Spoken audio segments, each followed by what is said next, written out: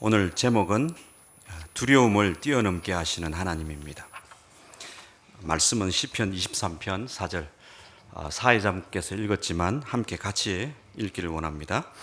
내가 사망의 음침한 골짜기를 다닐지라도 해를 두려워하지 않을 것은 함께 하심이라. 주의 지팡이와 막대기가 나를 안위하시나이다. 네. 시편 23편 4절은 우리가 익히 잘 알고 있는 다윗의 시입니다. 다윗은 시편에서 사망의 음침한 골짜기를 표현하고 있는데 푸른 초장이 아닙니다. 이곳은 광야를 의미합니다. 광야는 어떤 곳입니까? 누구도 가고 싶지 않은 곳, 내가 원치 않은 곳입니다. 먹고 살기 힘든 곳입니다. 정상적인 생활이 어쩌면 불가능한 곳이기도 합니다. 미래가 없어 보이는 곳, 그런 곳이 광야입니다. 우리 인생에 도움될 것 없는 것 같고 삶에 손해를 가져다 줄 것처럼 보여지기에 광야를 만나면 두려움의 감정에 휩싸이게 됩니다. 그러나 놀랍게도 다윗은 이런 곳에서도 함께 하시는 하나님의 안위하심을 믿고 두려워하지 않는다고 고백하고 있습니다. 우리도 다윗처럼 사망의 음침한 골짜기 같은 앞이 보이질 않는 두려움을 주는 환경에 직면할 수도 있습니다. 두려움의 감정은 염려와 걱정이란 싹을 키워서 우리에게 다가옵니다. 직장인들 속에서 앞으로의 날들을 어떻게 살 것인가 하는 미래에 대한 두려움 때문에 염려의 싹을 키우며 지낼 수 있습니다. 대학생들 속에서는 9월 개학을 앞두고 장래와 학점을 생각하면서 두려움의 감정 때문에 걱정의 싹을 키우며 생활할 수도 있습니다. 틴틴 중고등학생들도 개학을 하면서부터 또다시 성적과 싸워야 하고 교우 관계, 또 선생님들과의 관계를 생각하면서 심적인 어려움에 빠질 수도 있습니다. 이처럼 다양한 문제들로 인해서 두려움에 익숙해져 있는 것이 바로 우리네 삶입니다. 아시는 분은 아시겠지만 서커스단에서 코끼리를 길들이기 위해서 쓰는 방법이 무엇입니까? 힘없는 새끼 코끼리의 뒷다리를 말뚝에 묶어 놓으면 새끼 코끼리가 안간힘을 써도 말뚝 주변을 벗어날 수 없게 됩니다. 그러면 묶어 놓은 줄이 코끼리를 두렵게 만들고 그렇게 시간이 흐르면 어느새 코끼리는 스스로 말뚝 주변을 자신의 한계로 정해버립니다. 코끼리가 다 성장해서 말뚝이란 족쇄를 뽑아버릴 힘이 충분해져도 이제는 더 이상 뽑을 시도조차 하질 않습니다. 심지어는 말뚝을 빼도 평생을 그 주변에서만 살게 된다고 합니다. 이 코끼리 예를 보면서 과연 우리는 어떤가를 생각해 봅니다. 말뚝은 무엇입니까? 주어진 상황입니다.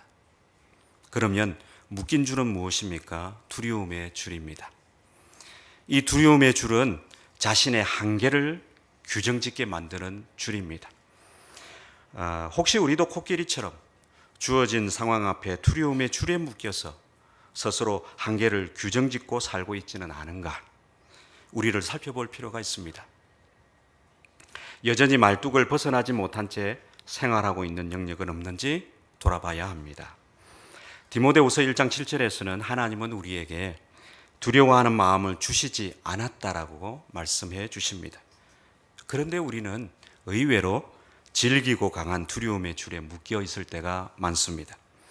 이 두려움은 생각보다도 강한 힘을 발휘합니다. 두려움의 위력은 얼마나 클까요? 두려움의 파장은 얼마나 셀까요?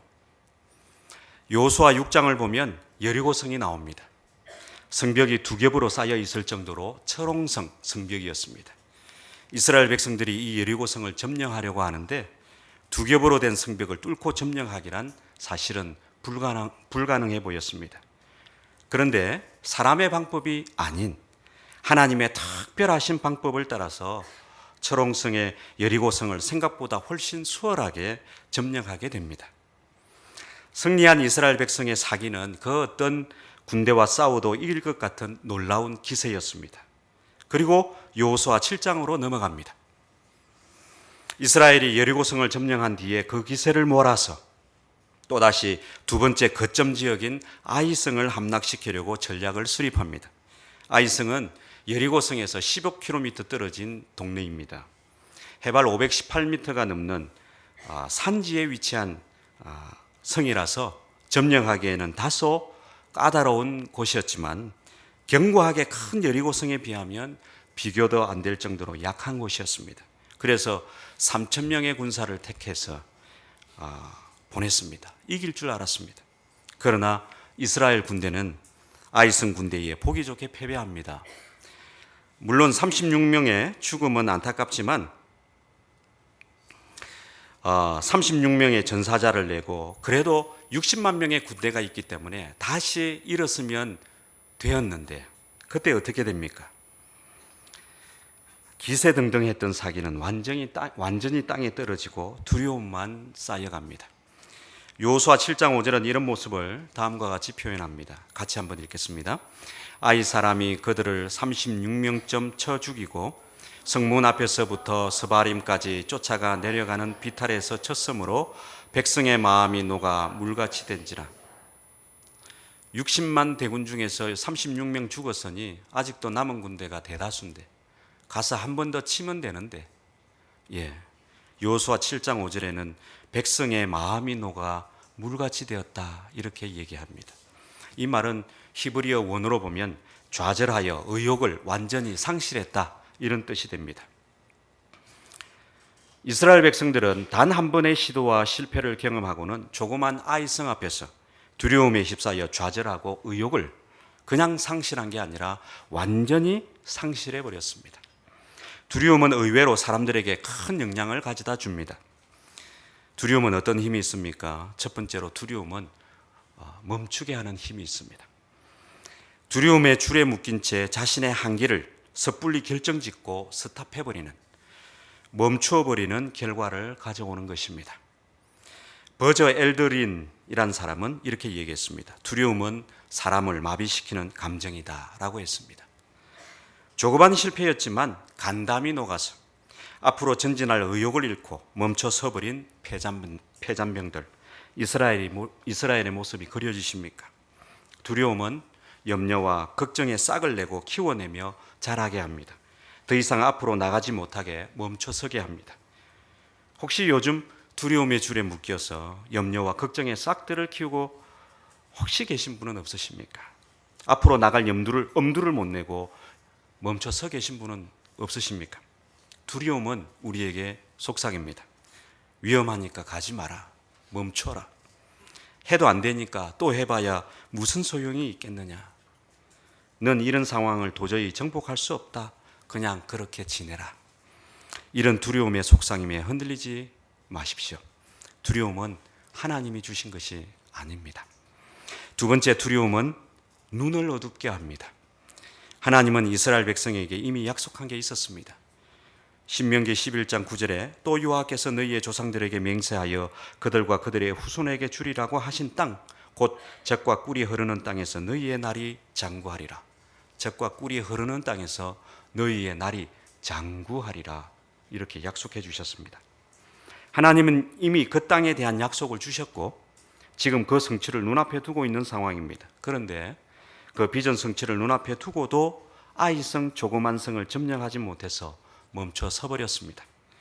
좌절하여 의욕을 완전히 상실한 상태에 빠져버리게 되자 자기 생각과 감정에 깊이 갇혀서 하나님을 바라보는 시야를 잃게 됩니다. 비전이 눈앞에 들어오질 않게 된 것입니다. 실패감에 너무 커서 약속 말씀이 눈에 들어오질 않았던 것입니다. 사실은 우리가 역경을 겪느냐 마느냐가 큰 문제가 되지 않습니다. 사람은 누구나 문제를 안고 살고 또 만나고 역경에 직면합니다. 원치 않던 광야를 모두가 경험하게 됩니다. 중요한 것은 자신이 당한 역경을, 자신이 처한 어려움과 곤란을 어떻게 현명하게 대처하느냐가 진짜 중요한 것입니다. 그러면 우리에게 생기는 두려움을 뛰어넘는 비결은 무엇입니까? 우리에게 두려움이 생기는 원인은 사실은 불확실성 때문입니다. 잠언 27장 1절에 보면 내일 일을 알지 못하는 우리 인생이다라고 하나님께서 말씀하십니다. 생활하면서 우리가 만나는 광야는 어쩌면 가장 불확실한 장소일 수도 있습니다.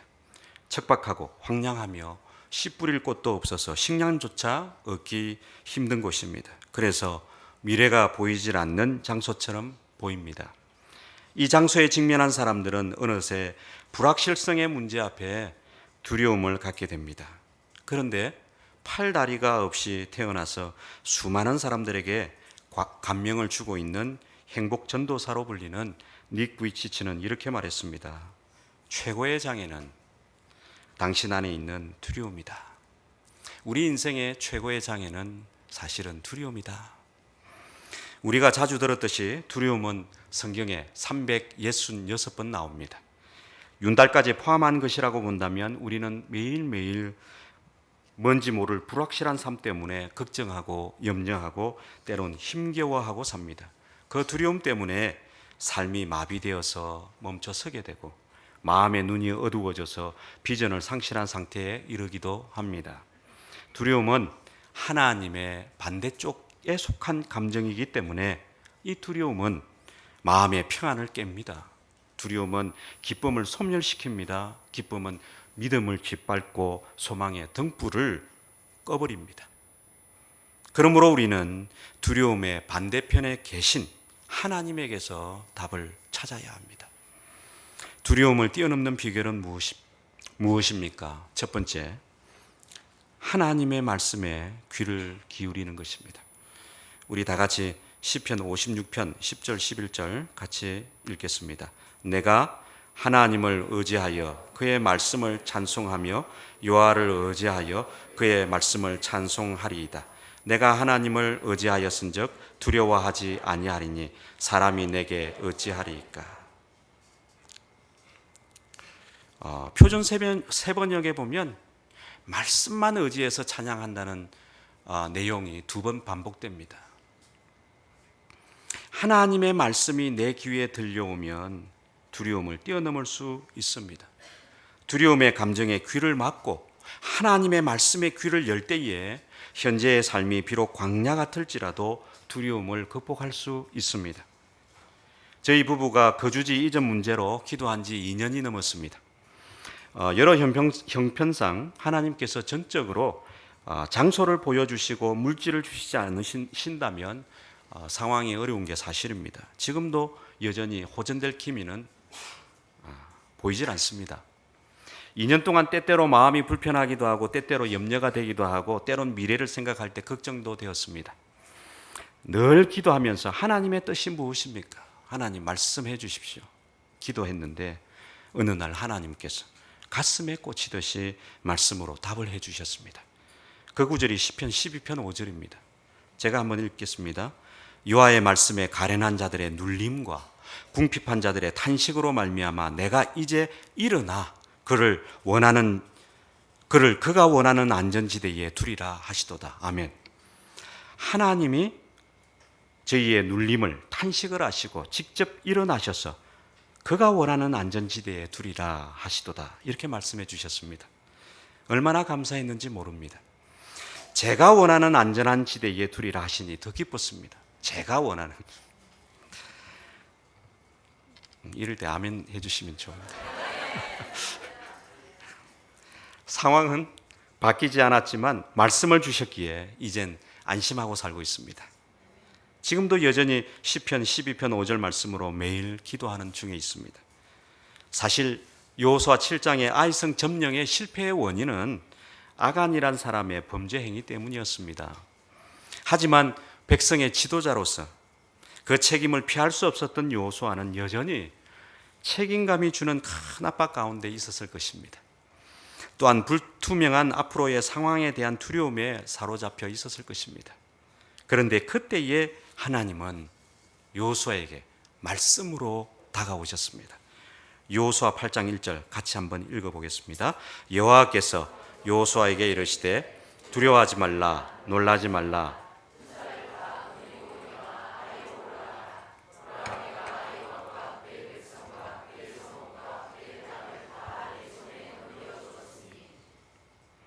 두려워하지 말라, 놀라지도 마라. 일어나라. 군대를 이끌고 아이성으로 다시 올라가라. 하나님, 내가 그 성읍을 다 내 손에 넘겨주리라.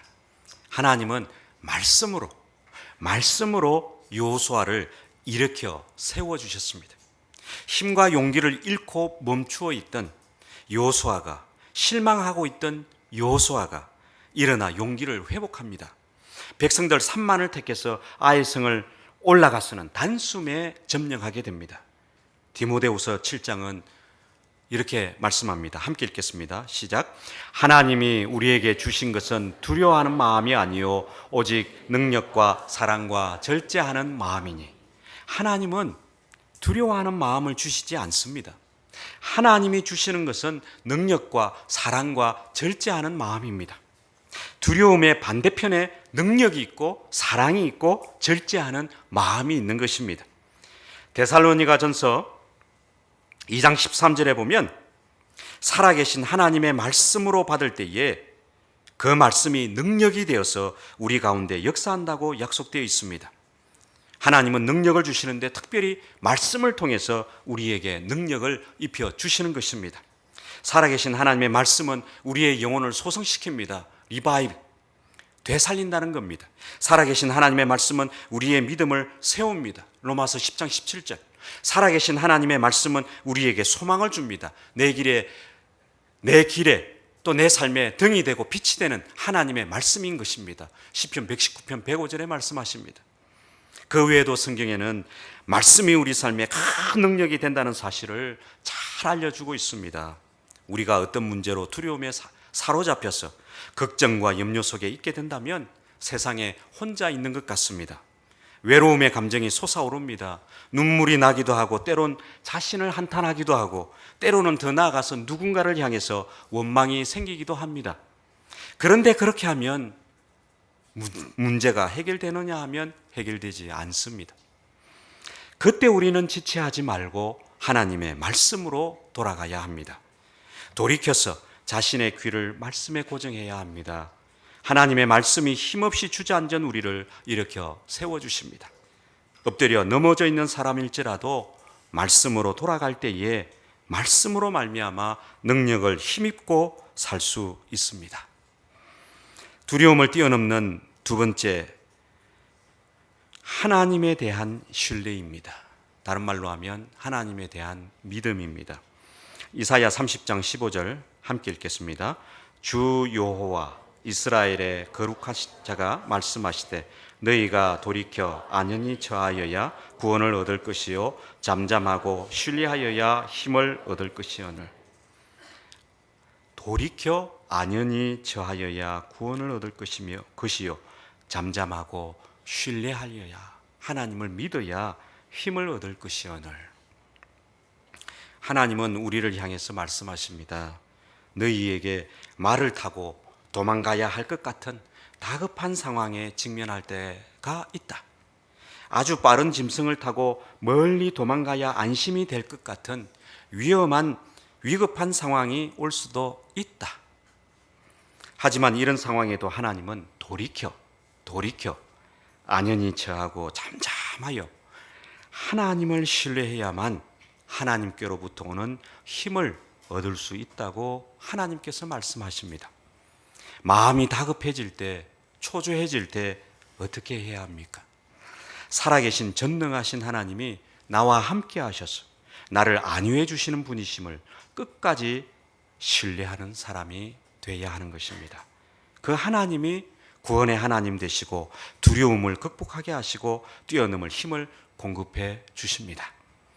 저희 팀에서 몇 달 전에 팀의 티를 만들었습니다. 옷에 어깨 쪽에 문구를 새겨 넣었습니다. 영어로 God is good, 그 다음에 그 옆에 all the time. 한글로 하면 하나님은 선하십니다. 언제나 그렇습니다. 로마서 8장 28절 말씀을 토대로 새겨놓고는 가끔씩 서로 주고받습니다. 한 명이 God is good 하면 상대방이 all the time 해야 합니다. 이런 식으로 주고받습니다. 서로에게 하나님의 의도하심을 바라보게 해서 믿음의 격려와 힘을 실어주는 구호가 되고 있습니다. 나온 김에 같이 한번 해보면 좋을 것 같습니다. 영어로 한번 하고 한글로 한번. 제가 God is good 하면 여러분이 all the time 이렇게 해주시면 좋겠습니다. God is good. 한글로 해보겠습니다. 하나님은 선하십니다. 예, 하나님은 지금도 선하십니다. 앞으로도 우리를 향해서 선하실 것입니다. 나에게 원하는 상황이 주어졌든지 아니면 원치 않은 상황이 주어졌든지 그것이 중요한 것은 아닙니다. 때론 시험에 통과할 수 있고 때론 안타깝게도 시험에 낙방할 수도 있습니다. 나는 A를 원했지만 B가 될 수도 있습니다. 중요한 것은 하나님이 언제나 나를 향하고 우리를 향하여 선하신 분이라는 것입니다. 이 하나님을 믿음으로 소망을 품고 삶을 영위해 나갈 수 있다는 것입니다. 주어진 상황에서 올바른 발걸음을 할 수 있는 것입니다. 사무엘상 30장에 보면 다윗은 매우 두렵고 다급한 상황에 직면합니다. 다윗은 다윗과 함께하는 사람들과 전쟁터에 갑니다. 그들이 살고 있던 동네에 시글락으로 갔다가 다시 되돌아오는 그런 장면이 나옵니다. 그런데 전쟁터에 갔다가 오는 동안에 그 사이에 아말렉 사람들이 살고 있던 시글락을 침노해서 성읍을 불태웁니다. 그것도 모자라서 그곳에 살고 있던 모든 사람들을 사로잡아서 끌고 가는 그런 사태가 벌어집니다. 그 남자들이 갔다가 와서 마음이 너무 슬퍼서 소리 높여서 엉엉 울고는 지도자인 다윗을 바라보게 됩니다. 이렇게 사단이 난 책임이 다윗에게 있다고 생각하고는 그 책임을 물어서 다윗을 돌로 쳐서 죽이려고 합니다. 예상치 못한 다급한 상황에 직면한 다윗이 얼마나 두려움에 휩싸였겠습니까? 처자식이 포로로 잡혀간 마당에 구해보지도 못하고 자신은 지금 죽음 직전에 놓였기 때문에 얼마나 절망이 되었겠습니까? 그러나 바로 그때 다윗이 제일 먼저 한 것은 하나님과 대면하는 것이었습니다. 사무엘상 30장 6절 같이 하겠습니다. 백성들이 자녀들 때문에 마음이 슬퍼서 다윗을 돌로 치자 하니 다윗이 크게 다급하였으나 그의 하나님 여호와를 힘입고 용기를 얻었더라. 표준 세번역에 보면 후반절에 이렇게 기록되어 있습니다. 다윗은 큰 공경에 빠졌다. 그러나 다윗은 자기가 믿는 주 하나님을 더욱 굳게 의지하였다. 더 다급하고 더 위협을 받는 상황에 직면했을 때 다윗은 더 낙담하고 더 절망한 것이 아니었습니다. 오히려 하나님을 더 믿고 더 굳게 의지했다는 것입니다. 믿음으로 하나님을 더 의지했을 때 하나님은 따라잡으라, 반드시 도로 찾을 것이다 말씀해 주셨습니다. 이 말씀을 믿고 용기를 얻어서 뒤쫓아가서는 처자식과 빼앗겼던 모든 것을 되찾아 오게 됩니다. 이런 예를 알고 있지 않습니까? 스페인의 왕 페르난데스 3세가 마드리드 지역에 별장을 지어놓고 이제 시간 되면 놀러 가려고 하는데 하루는 점술가가 와가지고 마드리드에 가지 마세요. 거기 가면 죽습니다. 이렇게 했답니다. 그래서 그는 별장을 아주 아름답게 지어놓고도 2년이 넘도록 한 번도 그곳에 가지 못했다고 합니다. 죽을까 봐서. 우리나라도 그런 거 있지 않습니까? 매들 딴에는 물에 가지 마세요. 그러다 어느 날 페르난데스 3세는 여러 지방을 순찰하러 나갔는데 한 지역에서 하룻밤을 지내며 그만 그곳에서 몸살 감기를 앓았습니다. 그가 신하에게 그냥 지나가는 말로 물었습니다. 여기가 어디냐? 신하가 마드리드입니다. 그 말을 들은 페르난데스 3세는 깜짝 놀라서 이제 나는 죽었구나 이렇게 생각하고 극도의 두려움에 쌓이게 되고 그만 3일 만에 진짜로 죽었답니다. 페르난데스 3세는 감기로 죽은 것이 아닙니다. 두려움 때문에, 염려 때문에 죽은 것입니다. 육체의 건강을 위해서 면역력을 강화시키는 것이 필요하듯이 우리는 삶의 두려움을, 삶의 염려를, 삶의 걱정을 뛰어넘을 수 있는 믿음의 면역력을 키워야 합니다. 세상의 모든 두려움을 이겨낼 항체는 바로 하나님에 대한 신뢰, 곧 믿음입니다. 이 사실을 요한일서 5장 4절은 이렇게 말씀합니다. 같이 읽겠습니다. 무릇 하나님께로부터 난 자마다 세상을 이기느니라. 세상을 이기는 승리는 이것이니 우리의 믿음이니라. 세상을 이기는 힘, 세상의 두려움을 극복할 수 있는 능력, 이것은 우리의 믿음인 것입니다. 세 번째로 두려움을 뛰어넘는 비결은 기도의 마음을 다하는 것입니다. 기도의 마음을 다하는 것입니다. 저희 집 바로 옆에 산성터널 공사가 한창 진행 중입니다. 금정산을 뚫어서 장전동과 화명동을 잇는 그런 터널입니다. 그 길이가 자그마치 4,874m. 한 분도 안 놀라시네요. 실감이 안 나시는가 봅니다. 제2만덕터널에 보면 제2만덕터널 길이가 1,740m입니다. 그래서 아주 3배 정도로 긴 터널입니다. 그런데 한창 터널을 뚫기 시작할 때 하루에 여러 차례씩 다이너마이트를 이렇게 심어서 이렇게 터뜨렸습니다. 거의 아침 7시가 다 되었을 때 한번 터뜨리고 오후까지 계속해서 터뜨렸습니다. 터널 깊숙한 곳에서 터지는 것이었지만 그 진동이 강해서 지역 모든 집들이 터질 때마다 흔들렸습니다. 저희 집도 아파트인데 경관 아파트도 막 흔들렸습니다. 체험 삶의 현장이었습니다. 그곳이. 그런데 이렇게 진동이 일어나면 건물이 흔들리기만 하는 것이 아닙니다. 딱딱하고 견고한 콘크리트지만 금이 가게 되고 변화가 생기기 시작합니다. 다행히 제가 사는 집은 문제가 없었지만 다른 집은, 어떤 집은 천장이 내려앉고 벽에 금이 가는 그런 불상사가 생기기도 했습니다. 이처럼 진동이 일어나면 필히 변화가 일어나게 됩니다. 성경의 사도행전 4장 23, 24절에도 진동에 대한 말씀을 하십니다. 31절까지입니다. 제가 한번 읽어보겠습니다. 사도들이 노임에 그 동료에게 가서 제사장들과 장로들의 말을 다 알리니 그들이 듣고 한 마음으로 하나님께 소리를 높여 이르되 대주제여 천지와 바다와 그 가운데 만물을 지은 이시여. 31절 빌기를 다함에 모인 곳이 진동하더니 우리가 다 성령이 충만하여 담대히 하나님의 말씀을 전하니라. 빌기를 다함에 모인 곳이 진동하더니 기도하는 장면입니다. 그런데 이 기도를 하기 전에 어떤 일이 있었습니까? 베드로와 요한이 복음을 전하다가 감옥에 갇혔는데 석방됩니다. 얼마 뒤 석방된 두 사람이 교회로 가서 상황을 보고합니다. 또다시 복음을 전하면 가만두지 않겠노라는 위협을 받았다고 보고합니다. 이 말을 들은 초대교회 사람들이 앞으로 예고된 핍박과 박해를 생각하면서 그들이 선택한 것은 한 마음으로 기도하는 것이었습니다. 4장 24절을 보면 그들이 듣고 한 마음으로 하나님께 소리를 높여 이렇게 기록합니다. 그들은 충분히 두려움에 사로잡혀 있을 수 있었는데 분열함이 없이 모두가 하나 되어서 오히려 기도하는 일에 사로잡혀 있었던 것입니다. 그리고 어떻게 됩니까? 31절에 빌기를 다함에 모인 곳이 진동하더니 무리가 다 성령이 충만하여 담대히 하나님의 말씀을 전하니라. 진동을 통해서 변화가 일어난 것입니다.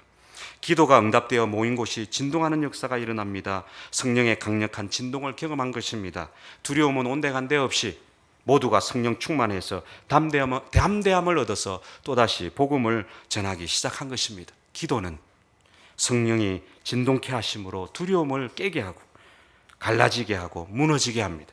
그리고 앞으로 전진할 힘을 더해 줍니다. 우리 인생에 견고하게 보이는 산들이 참 많이 있습니다. 우리를 막고 서 있는 두려움의 산들, 염려의 산들, 걱정의 산들, 직장의 산이 있습니다. 학업의 산이 있습니다. 시험의 산이 있습니다. 물질의 산이 있습니다. 취업의 산이 있습니다. 사역의 산들도 있습니다. 그런데 이 산들이 아무리 높게 보여도 성령께서 진동케 하셔서 흔들기 시작하면 아무리 견고한 것도 금이 가고 무너지게 된다는 것입니다. 우리는 성령의 진동하심으로 하나님의 임재를 경험하고 살아야 합니다. 하나님을 바라보는 마음을 다하는 기도에서 변화의 진동이 일기 시작합니다. 하나님의 임재를 경험한다는 것입니다. 얼마 전에 책을 읽었습니다. 거기에 켄 가이어란 분의 얘기가 실려 있었습니다. 고난과 시련에 대해서 지혜를 주는 책들을 많이 쓴 분입니다. 그는 글쓰기에 탁월한 재능을 보였습니다. 어느 날 글쓰기에 전념하려고 자신이 하던 일을 시작하고 집도 팔고는 가족들과 시골로 들어갑니다. 글을 잘 쓰고 원고를 내면 책이 잘 팔리고 제법 알려진 작가가 될 것으로 생각했습니다.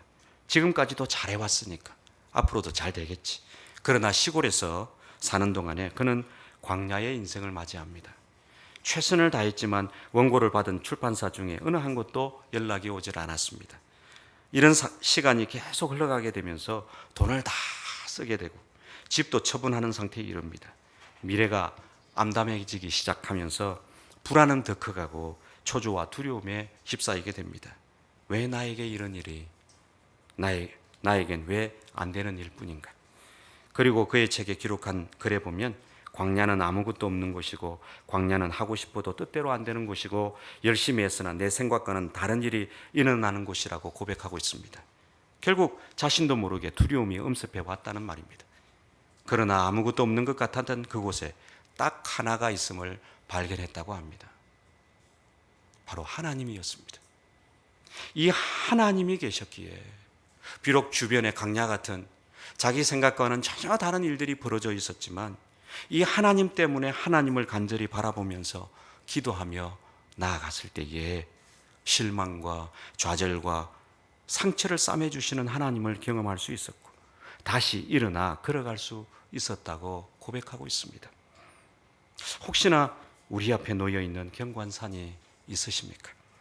전혀 예상치 못하고 앞이 보이질 않는 광야 같은 상황이 있으십니까?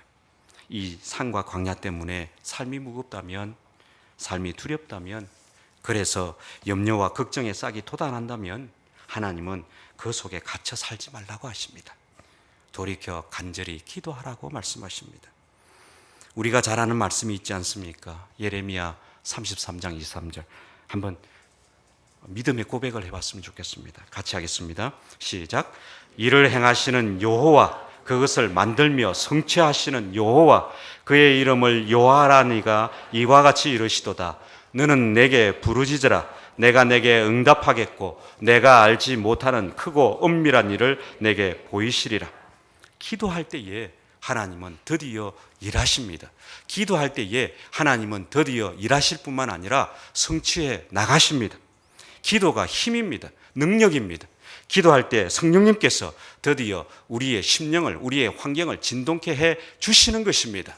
그렇기 때문에 하나님은 지금도 나에게 오라고 하십니다. 다른 거 다 막혀도 나는 열려있다. 나에게로 와서 나를 붙잡으라고 우리 하나님께서 말씀해 주시는 것입니다. 막힌 담은 무너지고 뚫고 나갈 수 있는 힘이 여기서부터 시작됩니다. 말씀을 마무리하겠습니다. 한치 앞을 보지 못하는 우리에겐 언제나 두려움이 도사리고 있습니다. 두려움은 내 삶을 멈춰서게 하고 내 눈을 어둡게 만들고 비전을 볼 수 없게 합니다. 그래서 이 두려움을 뛰어넘어가는 것이 참으로 중요합니다.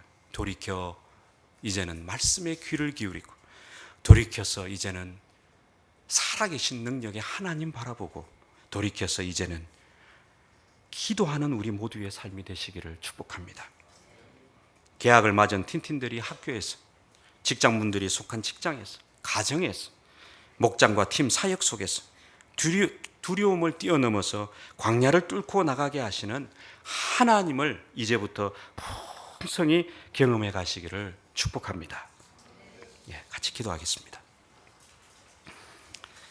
하나님 아버지, 이 시간 전해진 말씀이 우리 각 심령에 울림이 되게 하옵소서.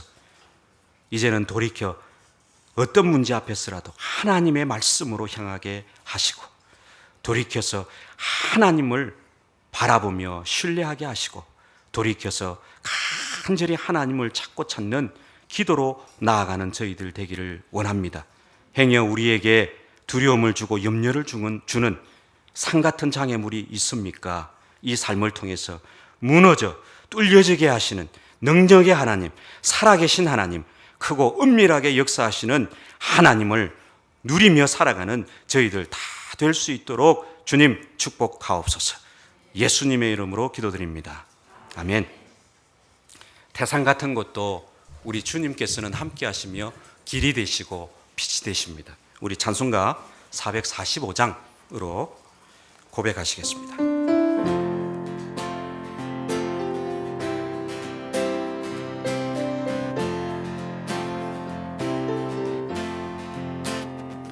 산을 넘어 험곡에 가도 빛 가운데로 걸어가면 주님께서 항상 지키시기로 약속한 말씀 변치 않네.